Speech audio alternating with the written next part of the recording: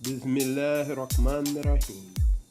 Alhamdulillahi Rabbil Alameen. After learning mathematics, which is Islam, and Islam is mathematics, it stands true. You can always prove it at no limit of time. In the name of Allah, the Beneficent, the Merciful, I bear witness there is no God but Allah, who came in the person of Master Farad Muhammad, to whom praises are due forever. And I bear witness that the most honorable Elijah Muhammad is his last and greatest messenger and the exalted Christ. And I further bear witness that the honorable Minister Louis Farrakhan is the divine reminder in our midst today. I greet you in the greeting words of our forefathers, of Assalamu alaikum. Brothers and sisters, today I'd like to talk about, briefly, the theology of the Honorable Elijah Muhammad and why what he brings us is so necessary and so profound. We are now living in a time that all the prophets predicted and all the prophets of the past wanted to live to see. There was one who said he just wanted to be a wayfarer on the path, just to see what would happen in these days. We are now living at the time that the Bible and the Holy Quran referred to as the resurrection of the dead and the judgment of the world. And the most honorable Elijah Muhammad is that one who ushers in that day of judgment and who brings about the resurrection of the dead. The resurrection of the dead is not what you and I have always been taught. The resurrection of the dead is not talking about people in the cemetery. Those people who have died and passed away, regardless of how much we love them, we are not going to see them again. They're not coming back into this life. The life that we are living now is a life that has an end to it. The Honorable Elijah Muhammad taught us that your physical life will come to an end. Even in the hereafter, your physical life will come to an end. But it won't come to an end at a short period of time like 80 or 90 years. He said in the hereafter, we would have a lifespan that would last maybe 1,000 years. That you could live to be 1,000 years old. And that whole 1,000 years, you would have the youth and vitality of a 16-year-old. And the Bible and the Holy Quran bear witness to the same. What we must understand is that the most honorable Elijah Muhammad is that man whom God promised he would raise up, that would give us the correct understanding of the scriptures. Many of us reject the scriptures. Many of our people reject the scriptures and think that there is no God. They believe that that the scriptures are a lie, that they're false, that the Bible was written by a white man or something like that. And it's true that the Bible has been tampered with. It's not a holy book. We bear witness it's not a holy book, because holy means that which has not been tampered with or diluted. And of course, the Bible has been tampered with. It tells you right on the front cover. It says King James Version, or it says the New World Version, or the New International Version. That's telling you that these are various interpretations of the book. So it's not a holy book. Now the Holy Quran is a holy book, because it has not been tampered with. It has not been mixed. It has not been diluted. And really, the Holy Quran gives us the proper understanding of the Bible. What the Honorable Elijah Muhammad teaches us is that all of this that we have been living through for the past 6,000 years was a time when a new kind of man, mankind we call it, would be the ruler on the earth. That mankind would have 6,000 years to rule, and at the end of that 6,000 years, the Bible and the Holy Quran both teach us that God himself would come. That God himself would come. And he would raise one from the dead, and he would give that one the knowledge that would bring to an end this world and bring about a new world. And I must tell you, brothers and sisters, and I'm very happy to tell you, that that one that the Bible and the Holy Quran promised us would come has made his appearance in the person of Master Farad Muhammad, and he has raised up that messenger, that last one, that Christ who would usher in the judgment of the world and the resurrection of the dead in our beloved leader, teacher, and guide, the most honorable Elijah Muhammad. And further, I'd like to tell you that the Honorable Minister Louis Farrakhan is the representative of that Christ. The Honorable Louis Farrakhan is giving us and revealing to us and leading us and guiding us through the wisdom of that man, the Honorable Elijah Muhammad. Minister Farrakhan is being guided by Master Farad Muhammad and his Christ, the most honorable Elijah Muhammad, and these things are and can be proven. These books, Bible and Quran, both give very unconditional, incontrovertible proof.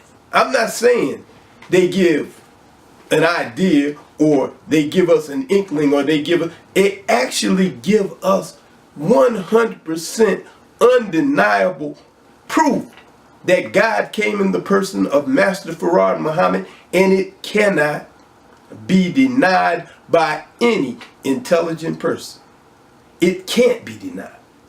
And our knowledge of this fact that God has come in person must be known and must be made known to the entire world. And it will be made known by the Honorable Minister Louis Farrakhan. The Honorable Minister Louis Farrakhan is the man who will prove to the entire world that God has made his appearance among the American so-called Negroes, that he has chosen us to be his people, and that we will be the ones who will build a new world government, a new heaven, and a new earth. Right here on this planet while we live. You're not going to die and go nowhere to go to heaven. Heaven will be right here on this earth after the enemies of freedom, justice, and equality have been taken out of power. Yes, sir. All praises be to Allah, who has come in the person of Master Farad Muhammad, to whom praises are due forever. Now, I would like to talk to you about the theology of the Honorable Elijah Muhammad and why it's superior to anything that has been given. See, theology, brothers and sisters, means the study or the knowledge of the Word of God. These books, Bible and Quran, are books that were written and given by God himself. In our lessons, they ask the question, they say, who made the Holy Quran or Bible? How long ago? Will you tell us why does Islam renew her history every 25,000 years? See, in this question, we find out that the Holy Quran and the Bible are the same thing. Holy Quran or Bible. It doesn't say the Holy Quran or something. It says the Holy Quran, Bible, or Bible. Who made Holy Quran or Bible? How long ago? See, the Holy Quran, the Bible that we have today, is just a script of writing. That's why it's called a scripture. It's a script of writing that is taken from a larger book. The Honorable Elijah Muhammad teaches us that the original man makes his history to last for 25,000 years. I want to read the answer. It says, Holy Quran or Bible is made by the original people, who is Allah, the supreme being or black man of Asia. The Quran will expire in the year 25,000, 9,000, 80 years from the date of this writing. The Nation of Islam is all wise and does everything right and exact. The planet Earth, which is the home of Islam, is approximately 25,000 miles in circumference. So the wise man of the East, black man, makes history or Quran to equal his home circumference, a year to every mile, and thus every time this history lasts 25,000 years, he renews it for another 25,000 years. So we are taught that the Holy Quran is a book that is written every 25,000 years. There have been scientists who go out among the people and they tune into the thoughts of the people and they put the thoughts down in the book and they mathematically figure it out for 25,000 years. They mathematically look at the thinking of the people and they see what circumstances and events that type of thinking will bring about. And then those circumstances and events will bring about new thoughts, which will bring about new circumstances and events. And they write it down for 25,000 years. There are 24 men among us who are wise scientists, who are actually gods, who tune in to the thinking of the people and they write it all in a book for 25,000 years. The Honorable Elijah Muhammad teaches us that 8,400 years ago, there was these 24 scientists went out among the people and they saw that there would be a time when the dissatisfaction would rise to 30%. That 30% of the people would be dissatisfied. And they knew that that dissatisfaction would bring about a change. That the people would produce a man who would bring about a change in the society, in the government. This man, we are taught, was named Yaqub. This man came out of the 30% that were dissatisfied. And he looked at the original man and he saw in the original man two men. And he said, if I can get that weaker man out, I can teach the weak man my wisdom. And I can make the weak man rule the original man for 6,000 years. And this was done. This is the Adam that you're reading about in the Bible. Adam was not the first man that ever lived. The Adam that you read about in the Bible is the first of a new kind of man. That's why we talk about mankind. You have man, which is the original man, and then you have mankind, which is the weak germ of the original man. And we allow this original man to rule us for 6,000 years. Brothers and sisters, the 6,000 years is up. That's why it says in the Bible, 6 days will you do all your work. And after that time, you will rest. We've been thinking and believing that the 6 years, the 6 days referred to the days of the week. Sunday, Monday, Tuesday, Wednesday, Thursday, Friday, Saturday. No. A day in the eyes of the Lord is as 1,000 years of your reckoning. So the 6 days was 6,000 years that this new man was to be allowed to rule the planet. And he has ruled the planet for 6,000 years. And these same people are the ones who brought us into slavery here in America. They are the ones who have put their knowledge and their power over us and ruled us here in America for the past 400 years. But now that time is up. That period of time, those 400 years, they say from 1619. It is now 2019. It's over with. The time is now up. The book said that we would be in bondage to a strange people in a strange land for 400 years. And now that time is now up. And so God has raised us up, one from among us. And this is all written in the scriptures. The scriptures tell us in Deuteronomy, the 18th chapter, the 18th verse. Let me read it. It says, God talking to Moses, I will raise them up a prophet from among their brethren, like unto thee, and will put my words in his mouth, and he shall speak unto them all that I shall command him. And it shall come to pass that whomsoever will not hearken unto my words, which he shall speak in my name, I will require it of him. We are told in Deuteronomy, the 18th chapter, that God would raise up a man like Moses from among this last people. This people who would be in bondage in a strange land for 400 years. They would be like the people of Moses. And that's why in Isaiah, the 9th chapter, the 6th verse, it says, for unto us a child is born, and unto us a son is given, and the government shall be upon his shoulders. And his name shall be called Wonderful, Counselor, the Mighty God, the Everlasting Father, the Prince of Peace. We've been taught that this was Jesus who lived 2,000 years ago. But Jesus, who lived 2,000 years ago, was 2,000 years too soon. This was to happen at the end of the 6 days, at the end of the 6,000 years.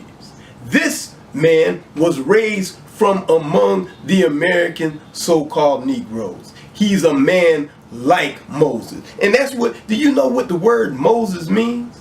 Moses means a child. Moses means a son, a male child. So that's why it said, when it says, unto us a child is born, unto us a Moses is born, unto us a son is given, unto us a Moses is given. We have been given a Moses who will lead us out of bondage and into freedom, justice, and equality, and will make freedom, justice, and equality the rule for all of humanity. This is not a hate teaching. This is a teaching that comes from God at the end of an evil world. See, a lot of people ask the question, why does God allow evil? Well, the Honorable Elijah Muhammad gives us that answer. And he is the only theologian who can give us the answer to that question. God allowed evil to rule to show forth his power, to show that he could give one who is weak and wicked the power to rule the earth for 6 days, 6,000 years, and then destroy that one in a single day without falling a victim to the devil's civilization. See, it's a question, can evil do the same thing as righteousness? And we have seen that evil cannot do the same thing as righteousness. When this evil world was conceived, the dissatisfaction was 30%. But now we're living in a time when the dissatisfaction is 100%. Even those who have ruled are dissatisfied with their own rule, their own way of rule. They are dissatisfied. Dissatisfaction has reached almost 100%. That's why they're always talking about the 1%. There are 1% who are the rich, and the 1% have more wealth than the bottom 70% of the whole human family. So now we are living at the end of that time. We are living at the time when God would bring about freedom, justice, and equality. Brothers and sisters, it is our time now. So it's time now for us to recognize that God has raised his last messenger from among us. More about this we will hear next week. Please tune in again as I greet you in the greeting words of our forefathers. Assalamu alaikum. Thank you for tuning in to 19 Minutes. You have just heard Shabakhan Muhammad as he bears witness to the life-giving teachings of the Most Honorable Elijah Muhammad. Please like, share, and subscribe. Click on the notification bell to be notified when an episode is uploaded. We will see you next time for 19 Minutes, your weekly series appearing every Monday on YouTube at the 1900 hour or 7 p.m. Eastern Standard Time. Assalamu alaikum.